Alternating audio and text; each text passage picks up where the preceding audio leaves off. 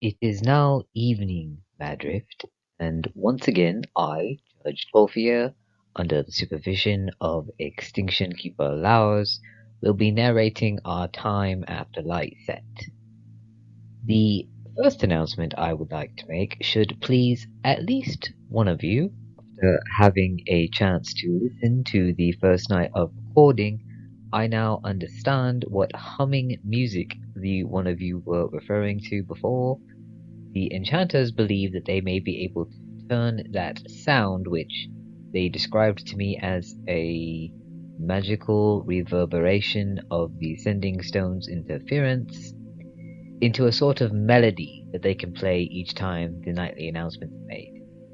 So it will play under the sound of the nightly speaker. You're not getting the louder source of humming music that you wanted to sleep to, so you can ignore whoever the nightly narrator is, but something more akin to a melody will eventually be playing at the same time as these recordings, and that should be nice. In other much needed good news, Biosharg's pet snake has been found.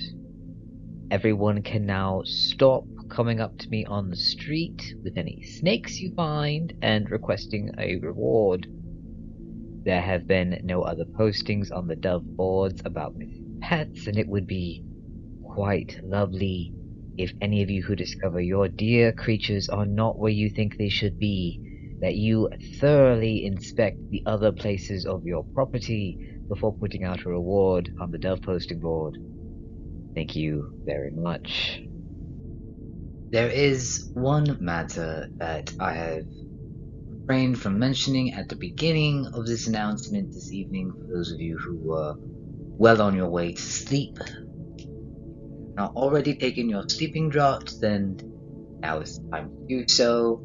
This announcement is mostly meant for those who intend to remain awake, though it is of the sort of nature that all of you will benefit from knowing. The feasting death was seen within a spear's throw of Maddrift's northeastern edges around noon today. I will repeat that location, the northeastern edges of Maddrift at noon today. It was driven off by the noises we make here going about our daily lives, but around light set when the arcane lamps and stones that were being fixed to that side of the town were, well, being affixed still, it was seen once again creeping closer.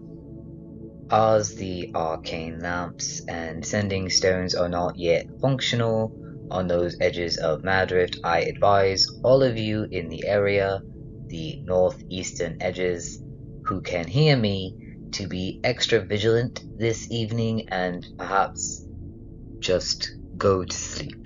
Do not make any unnecessary noises inside your homes. And though I firmly believe you are all kind-hearted and wise citizens who wouldn't willingly go outside after light set, as that is strictly against the rules, utterly foolish, would you and everyone else in danger, for the love of Maddrift and all of us in it, stay inside. For our final necessary announcements this evening, we are all once again reminded that this is an honor bestowed upon us by the Empress to keep the gaze of the feasting death away from the rest of the land, and it should only be seen as that, an honor. As town judge, I extend my gratitude to the Queen's Guard and enchanters working here with us so diligently to keep us safe and make these new arcane lights and sending stones functional. I also extend my heartfelt sympathies for those of them that have been taken over by a sense of illness. The smog that we are rather accustomed to here in Maddrift, the drifting smoke that one can only assume our wonderful town was once named of, has afflicted a few of you, and hopefully you will recover soon, and those of you who remain unwell and have yet to treat your symptoms, I advise you either to visit Claydraft, Maddrift's best alchemists, or the Wafted Curtain, which is our only establishment fully dedicated to the healing arts. You can find directions to both of those posted on the Dove board. I placed them there myself shortly before light set. You can find them in the morning.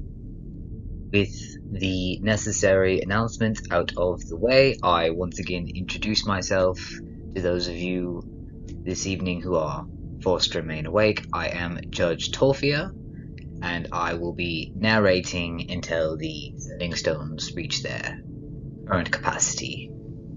After last light set event with the suggestion jar readings, I have decided to not read those aloud, especially the ones that I have not already glanced through.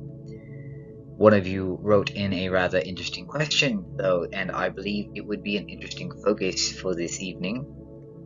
It has been brought to my attention that not all of you understand what an Extinction Keeper is, and your curiosity has been understandably enticed by Extinction Keeper Lours and their presence in our town. I would first like to make it rather clear that Extinction Keeper Lours is not the type of Extinction Keeper some of you may have in mind from stories you were told as children. There will be plenty of time for us this evening to go over those types and put your fears at ease about the legitimacy of those tales. But as for Extinction Keeper Lours, the only Extinction Keeper in our town, they are very much a living, breathing person and not a ghost fable. Extinction Keepers, under the employ of our glorious queen, work to keep certain things, well, extinct, to stop them from resurfacing and causing harm to the land. In an academic setting, they strike out dangerous stories or misused facts or anything else deemed unworthy of existence from textbooks, classrooms, and other such records. It is their job to diligently keep unwanted information being found and to erase it when it is, along with a person's memories of having found it and the place or object in which the information was uncovered. Extinction Keeper Lours, our nearly silent visitor here in Maddrift, is this type of Extinction Keeper, only I have been told that their specialty lies within verbally shared information that should be kept, well, extinct. They specialize in erasing memories. To be perfectly honest with you, Maddrift, I'm not entirely sure how it works, but if you hear something you're not meant to hear, Extinction Keeper Lours can make it so you never heard it, and whoever you heard it from, or whatever you heard it from, never said it to begin with. That is one of the reasons that I passionately implore all of you to be mindful of what you write in the suggestion jar or plan to say if you ever have a turn here as the evening narrator. Extinction Keeper Lours would have much work to do if I or someone else accidentally says something too close to what would be considered blasphemous. We were uncomfortably close to such a situation the other night when one of you accused the Queen's Guard of doing anything other than protecting us, and even I, Judge Tolphier, made a small mistake when, with all due respect, I spoke the name of our beloved Queen in too light of terms. As they are sharing space with me in the recording box, Extinction Keeper Lours is currently showing no intention of telling me that I am mistaken, so I will continue. I believe their duty would be to erase part of this recording on the sending stone, if not the entire thing, and the memories of all of us who heard it, if such an event should happen. And as these announcements are now reaching more than half of Maddrift, we would all be put in a rather precarious situation while they went about their work, and it would be much more trouble than venting a few of your grievances is worth. For those of you who are now, as I know there are, because we all have moments of weakness, if you are muttering things under your breath that you would rather Extinction Keeper Lours and the Queen's Guard not hear you say, I will kindly remind you that the feasting death was seen near the northeastern edges of Maddrift shortly before light set, and you should be mindful not to be making any noises currently that might isolate you from the sound of the sending stones, that might fight for its attention compared to the sound of my voice, because if it kicks you out as alone, not even the Queen's Guard can do anything to help you.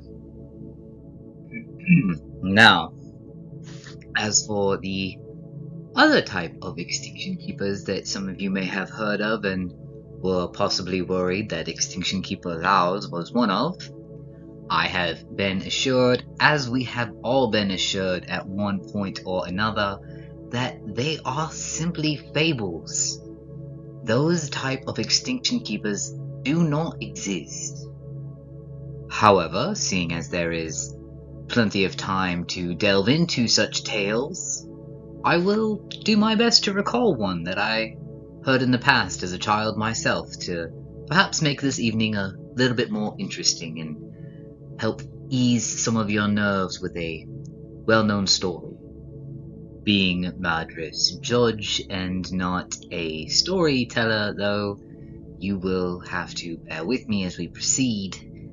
The book that I requested from Citadel Acclamations has not been delivered, and, well, honestly, perhaps hasn't even been approved yet. Oh, allow me to think for a moment. I believe the story I am trying to recall begins near the area of Old Vane. Though I suppose the location truly doesn't matter, it is just a story after all. Outside the deep drop of Old Vane, there once lived a fable weaver. They were said to be as ancient as the old gods, and just as spiteful to those who showed them anything other than honest reverence. This fable weaver, this storyteller, had but one tale that they would never share, but always offered to tell. I've got a story you might like to hear, they would claim to anyone walking by without any clear intention of stopping. Some would ask as they passed by what it was, and others would ignore the fable weaver entirely, but none of them ever got to listen to what she had to say. You're not going to hear it from me, was all she'd ever reply to those curious enough to inquire. All of those except for one, a traveller who was slowly making their way away from Old Vane, who passed by the fable weaver as many others had before. I've got a story you might like to hear, the fable weaver teased. You've got new stories I haven't heard before, the traveller challenged. They were young, strong, foolishly brave, and had proven their worth by travelling the many scapes of our beloved Zivia and all its dangerous lands with little more than some hairline scars across their well-earned muscles to show for it. Then tell me if you've heard this one, the old fable weaver met his challenge. The story they told was from a time so long ago in our history that we do not know how to speak of it now. Some say that if you were to dare even try to speak of it, The Extinction Keepers will come for you, which is exactly the warning that the Fable Weaver gave the traveler. The Fable Weaver spoke low, so only he would hear, and he sat with his back straight and his posture upright, feigning a lack of surprise, upholding a pretense of politeness, hiding desperately the cold fear that was beginning to crawl across his skin. By the time her lengthy tale was over, the Dizivian sky had changed from light set to light rise, and close to light set again. The traveler, stiff with chills and trembling slightly in his hands, they stood and stretched and attempted to brush off the macabre tale of a bygone history and feign a sense of ignorance, the dangers they were about to face. I don't believe in such nonsense. I would never. The traveler boasted more for their benefit than anything else. He couldn't hide the fear in his eyes from the old fable weaver who had seen it so many times before in the eyes and expressions of soon-to-be dead men. Their wrinkled face hardened in a wicked smile contradictory to the traveler's old facade, though their tone never changed as they replied to their boasting. Don't believe it, or are you too scared to? I'm not afraid, the traveler continued to foolishly challenge. I'll tell your tale to the first person that'll listen to it. They stormed away, bold and brash and foolishly brave. The fable weaver simply smiled, gave the traveler an enthusiastic wave, and was never seen outside the area of Old Vane again. The traveler was frightened from the fable, but knew it couldn't possibly be true, as there had been no such time as was spoken of by the fable weaver in Zivia's path.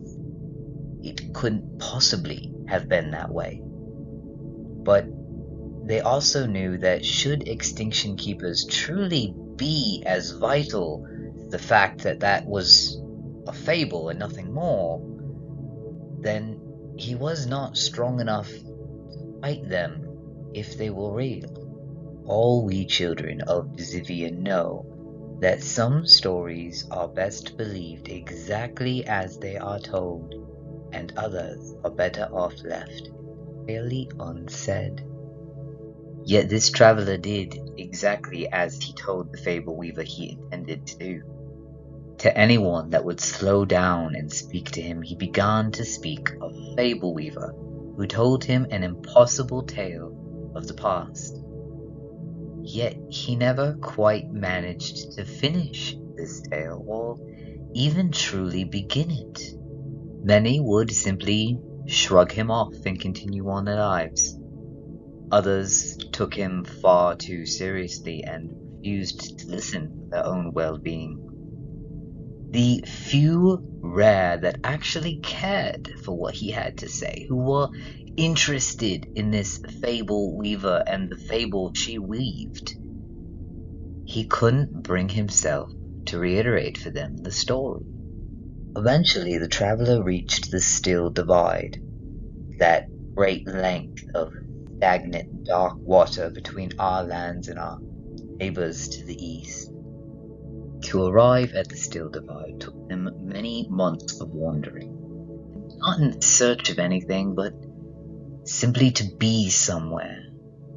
As they sat down at the water's edge, utterly alone, away from all Zivia's civilization for the first time in a while, they began to speak to their perfect reflection in the water, the only audience they could trust with the unbridled tale. It's just a silly old story from a silly old woman, they declared to no one but themselves. Their gaze hardened into itself, its perfect reflection, the other traveler staring back at them. What are you so afraid of? They challenged. I'm going to say it and everything will be fine. The traveler inhaled deeply, breathing in the inky night, and said but the first few words of the tale. He turned sharply with his hand reaching for the hilt of his sword. He cut through the night air with a sudden thrash at the face that began to stare back from the side of his perfect reflection. The night air slashed as he stepped back into the black water of the still divide, breathing hard and heavy in preparation, holding his weapon with a practiced strength, facing his enemy, only to find that he was still utterly alone. There was no figure standing behind him. There was no face that showed what he saw briefly in the reflection beside him. He caught his breath, shook his head free of the fear that was surely self-induced by the dark night and the nerves of being out alone in the wilds. He sat back down, right into the water rather than on the edge, with his back to the bulk of the depths. He wouldn't be staring into it, facing the starless sky instead. Catching his breath and calming his frayed nerves, the traveler whispered the first sentence, perfectly repeating what he heard from the fable weaver some months ago.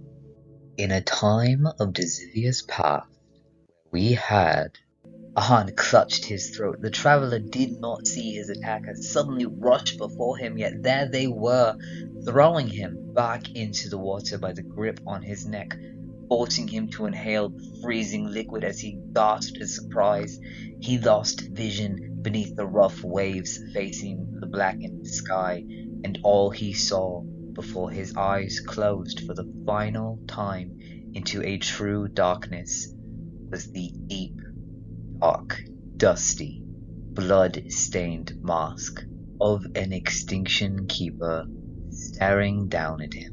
Now, as much as I would prefer here to pause for dramatic effect and let the story give you all a lovely little shiver of childhood fears, I cannot allow for these announcements to get too quiet for too long, or that would defeat the purpose.